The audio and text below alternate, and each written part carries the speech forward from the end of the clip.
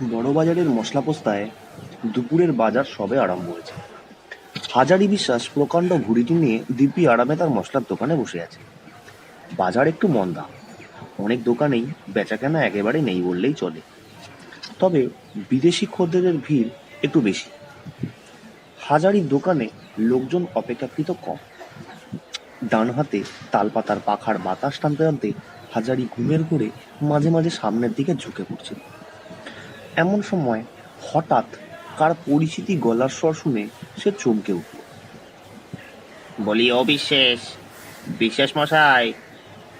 পার দুই হাঁক ছেড়ে যতীন ভদ্র তার ডান হাতের লাঠিটা একটা কোণে রেখে দিয়ে সম্মুখের খালি টুলটার ওপর তপাস করে বসল।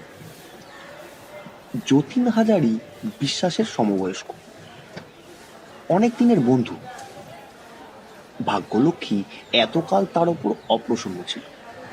হালে সে হাজারির পরামর্শে মশলার বাজারে দালালি আরম্ভ করেছে। 2 পয়সা পাচ্ছেও সে। যতীনের মোটা গলার আওয়াজ পেয়ে হাজারি খুব আগ্রহান্বিত হয়ে উঠে বসল। হাজারি বিলক্ষণ জানতো যে যতীন যখনই আসে কোনো একটা দাও বিষয়ে পাকাপাকি খবর না নিয়ে সে আসে না। তাই সে যতীনকে খুবই খাতির করে। যতীন বললে, দেখো, শুধু দোকানদার হয়ে খদ্দেরের আশায় রাস্তার দিকে হাঁ করে চেয়ে বসে থাকলে তাতে আর টাকা আসে না, ঘুমই আসে। 5টা খবরাখবর রাখতে হয়, বুঝলে? হাজারি বললে, এসো এসো যতীন, ভালো আছো? অনেকদিন দেখিনি, কিছু খবর আছে নাকি? এই খবর দিতেই তো আশা। এ বাজারে শুধু গণেশের পায়ে মাথা ঠুকলেই টাকা করা যায় না। অনেক হদিস জানতে হয়, অনেক কাঠগড় পুড়িয়ে তবে টাকা, বুঝলে? এখন কি দেবে বলো? জানোই তো, যতীন ভদ্র বকে একটু বেশি, কিন্তু খবর যা আনে তা একদম পাকা। যাক, এখন আসল কথা তোমায় যা বলি, বেশ মন দিয়ে শোনো। যতীন অতঃপর হাজারিকে কাছে বসিয়ে চুপি চুপি তার কথাটি বলে গেল। যতীনের কথায় টাকার গন্ধ পেয়ে হাজারি কান খাড়া করে এমনি একাগ্রভাবে শুনে যেতে লাগলো। যে সত্যনারায়ণের পাঁচালিও লোকে অত মন দিয়ে শোনে না। ব্যাপারটি এই, গ্রেহাম ট্রেডিং কোম্পানির একটা মস্ত মাল জাহাজ SS রেঙ্গুন ডাচ ইস্ট ইন্ডিজের কোনো এক বন্দর থেকে প্রচুর মাল নিয়ে কলকাতায় আসছিল। যত রকম মাল বোঝাই ছিল তার মধ্যে মশলার বস্তাই সব থেকে বেশি। লঙ্কা, হলুদ, জিরে, তেজপাতা প্রভৃতি কত রকমের মশলা।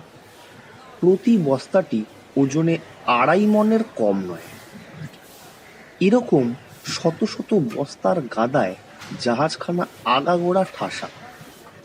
সেই মালজাহাজখানি গঙ্গার ভেতরে ঢুকতেই ঘন কুয়াশার মধ্যে শেষ রাত্রির ভাঁটার মুখে গঙ্গার চোরাবালি চড়ায় ধাক্কা খেয়ে ডুবে যায়। জাহাজ তখন সবে ডায়মন্ড হারবার পেরিয়ে গঙ্গায় এসেছে, তখন এই ব্যাপার। সারেং শত চেষ্টা করেও কিছুতে সামাল দিতে পারলে না। জাহাজ ডুবির সঙ্গে কত লোকেও জলে ডুবে মারা যায়। জাহাজের কতক মাল নষ্ট হয়ে যায় আর বাদবাকি মাল সব গঙ্গার জলে ভাসতে থাকে। মশলার বস্তাগুলো প্রায় ডোবেনি, বিশেষ ক্ষতিও হয়নি। দূর থেকে ওই মশলা বস্তার গাদাগুলো ভেসে যেতে দেখে পোর্ট কমিশনের লোকেরা সেসব তুলে পাড়ে টেনে নেয়। কাল 8:30টার সময় নিলাম ডেকে সেই বস্তাগুলি মশলাগুলো বিক্রি করা হবে। ধরিবাজ হাজারি বিশ্বাস যতীনের কথাবার্তা শুনে চট করে সব বুঝে নিলে। কত লোককে চড়িয়ে কত পাকানানে মই দিয়ে তবে সে আজ এত টাকার মালিক। কথাবার্তা তখনই সব ঠিক হয়ে গেল। যাবার সময় যতীন আবার হাজারিকে বেশ করে মনে করিয়ে দিয়ে বললে, দেখো ভাইয়া, টাকা যদি ফিরতে চাও তবে এ সুযোগ কিছুতেই ছাড়া নয়। জলের দামে মাল বিক্রি যাচ্ছে। কাল সকাল 8:30টায় নিলেম। আমি 7টার সময় এসে তোমাদের সঙ্গে দেখা করব। পরদিন হাজারি যতীনকে নিয়ে যথাসময়ে খিদিরপুরের দিকে রওনা হয়ে গেল। নিলামের জায়গায় পৌঁছাতে আর বেশি দেরি নেই। দূর থেকে কলরব শোনা যাচ্ছে। যতীন আগে আগে চলেছে, হাজারি পেছনে পেছনে ছুটছে। এত বড় সস্তার কিস্তিটা ফসকে না যায়। হাজারি যতীনকে বরাবর নিলামের কাছে বস্তাগুলো গুনতি করতে পাঠিয়ে দিয়েই নিজের শটান এক দৌড়ে সাহেবের কাছে গিয়ে মস্ত বড় এক সালাম করলে। সাহেবের সঙ্গে 2 মিনিট ফিসফাস করে কি কথাবার্তা বলে হাজারি ঊর্ধ্বশ্বাসে ছুটে এসে নিলামের ডাক বন্ধ করে দিল। যতীন বললে, কি খবর ভাইয়া, সুবিধা করতে পেরেছ তো? হাজারি খুব ব্যস্ত সমস্ত ভাবে বললে, পরে বলবো, কাজ আসি। এখন কত বস্তা গুনলে বলো দেখি? 100 বস্তা গোনা হয়ে গেছে। বাস্তবিক উঁচু উঁচু গাদা করা মশলার বস্তাগুলোর দিকে চেয়ে হাজারি চোখ জুড়িয়ে গেল। সে যেদিকেই তাকায় দেখে যে অগুনতি বস্তা সারবন্দি থামের মতো রাস্তা জুড়ে দাঁড়িয়ে আছে। এমন দাও জীবনে কারো ভাগ্যে একবার বই দুবার আসে না। এখন মশলা পোস্তায় কোন রকমে তার গুদমে এগুলো চালান দিয়ে দিতে পারলে হাঁপ ছেড়ে বাঁচে। আর দেরি নয়। হাজারি যতীনকে তাড়া দিয়ে ডেকে বললে, ও ভাইয়া, শুভ কাজে আর বিলম্ব কেন? এখন লরি ডেকে তাড়াতাড়ি মাল বোঝাই করে পোস্তায় চালান দিয়ে দাও, আমি ততক্ষণে গিয়ে যাই। একেবারে সব মাল লরিতে ধরল না। দ্বিতীয় খেয়ে বস্তা চাপিয়ে যতীন যখন পোস্তায় ফিরে গেল তখন বিকেল আছে। সে এসে দেখে সবই অব্যবস্থা। রাশিকৃত বস্তার গাদা হাজারি দোকানের সামনে ফুটপাতে গড়াগড়ি খাচ্ছে। মাত্র 3টি লোক এতগুলো মাল তোলবার জন্য লাগানো হয়েছে। চতুর্দিকে লোকের মহাভিড়, হই হই ব্যাপার। এদিকে পুলিশ তাড়া দিচ্ছে, জলদি মাল হাটাও, মাল হাটাও, জলদি মাল হাটাও। হাজারি কে বলতে চাচ্ছে, সে যেন কিছুই গোছগাছ করে উঠতে পারছে না। কারখানা দেখে যতীন নিজেই কোমর বেঁধে লেগে গেল। প্রাণান্ত পরিশ্রমের পর সন্ধ্যার পূর্বেই সব মাল তোলা হয়ে গেল। বস্তাগুলি পাশাপাশি সাজিয়ে দেখা গেল ঘরে আর কুলোয় না। তখন বস্তার ওপর বস্তা চাপিয়ে কড়িঘাট পর্যন্ত মাল ঠাসা হলো। গম্বুজের মতো এক একটা ফুলো ফুলো বস্তা, আর বস্তাগুলো উঁচু কি গম। এইভাবে বস্তা ভরাট করে মাথার গাম পায়ে ফেলে যতীন আর হাজারি যখন বাড়ি ফিরল তখন রাত 10টা। সে রাত্রি গুদামে তালা লাগিয়ে দিয়ে প্রতিদিনের মতো হাজারির চাকর বাইরে শুয়ে রইল। শেষ রাত্রে মশলার গুদামে কি একটা শব্দ শুনতে পেয়ে আশেপাশের দোকানদারদের ঘুম ভেঙে গেল। তারা চোরের আশঙ্কা করে চাকরটাকে ডেকে তুললে। চাকরটা শশব্যস্ত হয়ে আলো জেলে পরখ করে এদিক ওদিক দেখতে লাগলো, কিন্তু চোর ঘরে ঢুকলো কি করে? গুদমের দরজা তালা বন্ধ, স্পষ্টই দেখা যাচ্ছে। খানিক বাদে আবার ধুম ধুম একটা শব্দ হলো।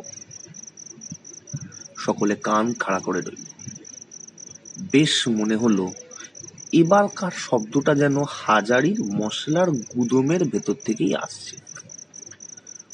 অথচ ঘরের দরজালনা সব বন্ধ, বাইরে থেকে মোটা তালা দেওয়া। কি আশ্চর্য! চোর ভেতরে যাবেই বা কি করে? আর চোর টোর যদি না এলো তবে শব্দ বা কে করে? মাঝে মাঝে মনে হতে লাগলো ঘরের ভেতর থেকে ঠেলে বেরিয়ে আসবার জন্য কারা যেন ভেতর দরজায় ধাক্কা মারছে।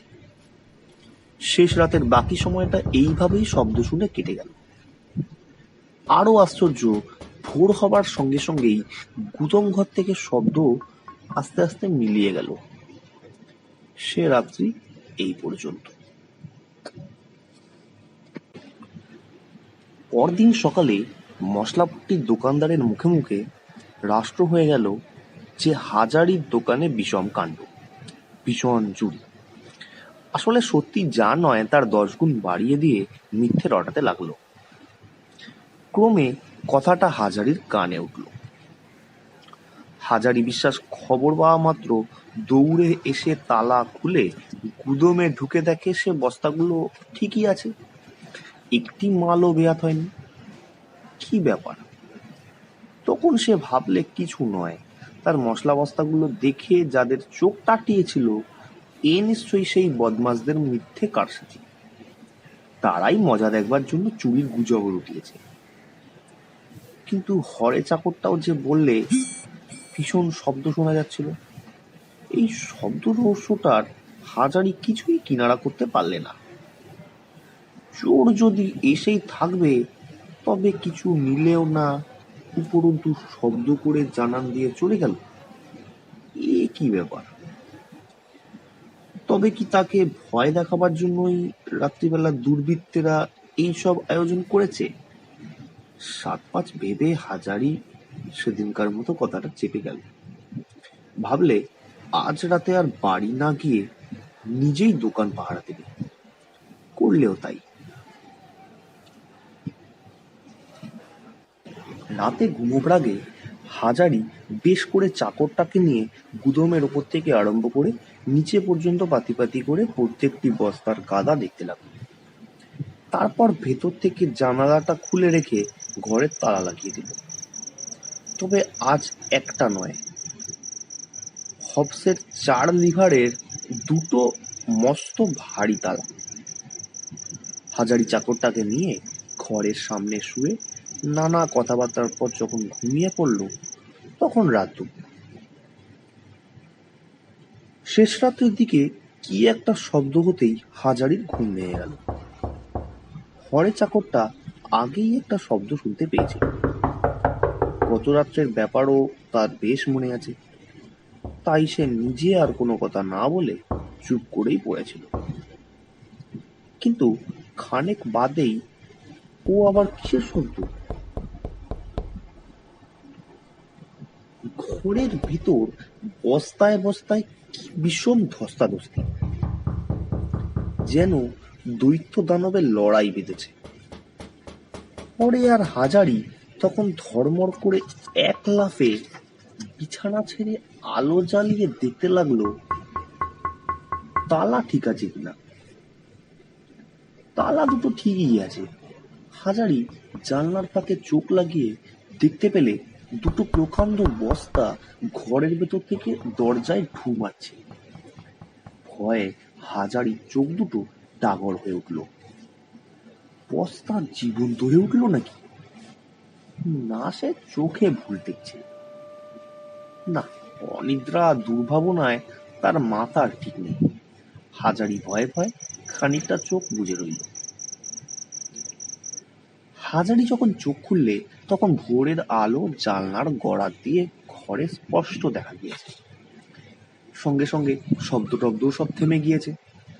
হরে অমনি বলল, বাবু, সেদিনও দেখেছি ভোর হতেই শব্দ থেমে যায়। হাজারি আর বিরক্তি না করে তালা খুলে ঘরে ঢুকে দেখলে কোথাও কিছু নেই, মালপত্র ঠিকই আছে।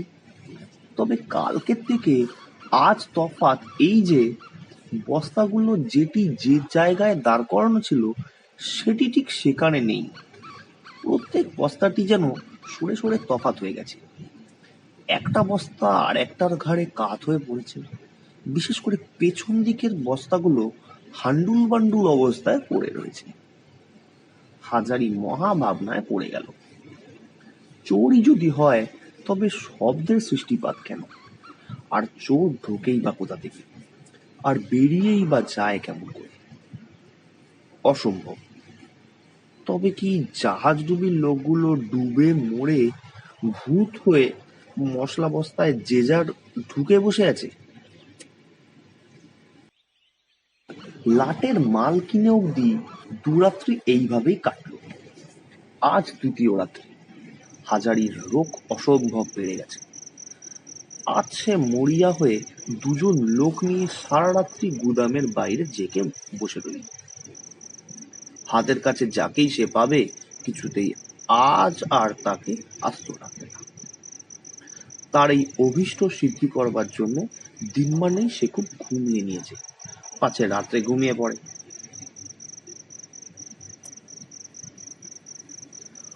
পাশের ঘরের ঘড়িতে 4টে বেজে গেল। হাজারির চোখের পাতা পড়ে না। সে ঠায় জেগে আছে, কোথাও কিছু নেই। কিন্তু হঠাৎ একই কাণ্ড। শত শত লোক একত্রে খুব দম নিয়ে নিঃশ্বাস টেনে ছেড়ে দিলে যেমন একটা ঝড়ের মতো সাঁই সাঁই শব্দ হয়, অবিকল তেমনই একটা শব্দ শোনা গেল। হাজারি আলো জ্বালিয়ে দিয়েই এক লাফে দাঁড়িয়ে উঠল। দোরগোড়ায় যে দুটো লোক শুয়েছিল হাজারি চট করে তাদের জাগিয়ে দিয়ে বললে, তোরা শিগগির ঘরের পেছনটায় গিয়ে দেখ চোরেরা সেখানে কোনো শীত কেটেছে নাকি। তারপর হাজারি গুদমের তালা খুলে ফেললে। কিসের শীত আর কোথায় বা চোর? বস্তাগুলো যেন সব হাই ছেড়ে সারবন্দি হয়ে দাঁত লাগলো। ঘরে চাকরটা ভয়ে সুরে বলল, বাবু বাবু এদিকে দেখুন। হাজারি দুই চোখ বিস্ফারিত হয়ে চেয়ে বলল, হ্যাঁ বলে কি? আমার মশলার বস্তাটা নাচছে। চাকর দুজন এই দৃশ্য দেখে ভয় দিয়ে চম্পট। তখন এক অদ্ভুত কাণ্ড। বস্তাগুলো সব একটির পর একটি ঠক ঠক করে ঠিকরে রাস্তায় বেরিয়ে পড়ল। সৈন্ধব লবণের প্রকাণ্ড জাঁদরেল গোছের বস্তাটা তো সর্বাগ্রে বেরিয়ে পড়েই শটান গঙ্গার দিকে ছুট। অন্য বস্তাগুলো সব সারি দিয়ে ফুটপাতে দাঁড়িয়ে ধিনিক ধিনিক করে খানিকটা নেচে নিয়ে তারপর সামনে লাফিয়ে মার্চ করে স্ট্যান্ড রোডের ট্রামের রাস্তা ছাড়িয়ে চলতে লাগলো। নিলামে কিনা বস্তাগুলো দলের অগ্রণী হয়ে চলেছে। পিছনে পেছনে চলছে সারবন্দি গুদমের অন্য বস্তা। এইভাবে হাজারির মশলার গুদম উজাড় হয়ে গেল। শেষ রাত্রি। আকাশে ভাসা ভাসা মেঘ, গঙ্গার জলে মেটে জ্যোৎস্না।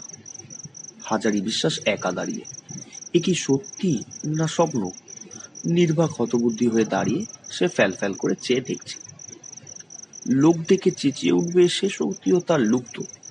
সারবন্দি মশলার বস্তাগুলো গঙ্গার ধারে পৌঁছালো এবং গঙ্গার উঁচু বাঁধানো পোস্তার উপর থেকে ধপাস ধপাস করে নিচে গঙ্গার জলে দিলে ডুব।